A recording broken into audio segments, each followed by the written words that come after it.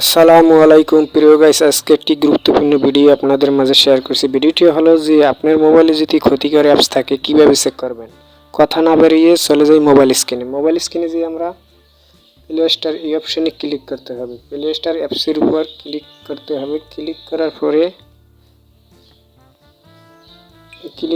পরে আমরা দেখতে পাচ্ছি উপরের দিকে যে আপনার জিমেলের লোগো আছে, লোগোটার উপর ক্লিক করতে হবে। উপরের দিকে খেয়াল করুন ভিডিও ভালো করে।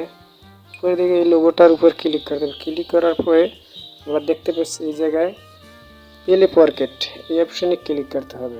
ভিডিওটি খুবই গুরুত্বপূর্ণ। অক্ষতিকর অ্যাপস থাকলে আপনার অনেক নানান সমস্যা পড়তে পারেন।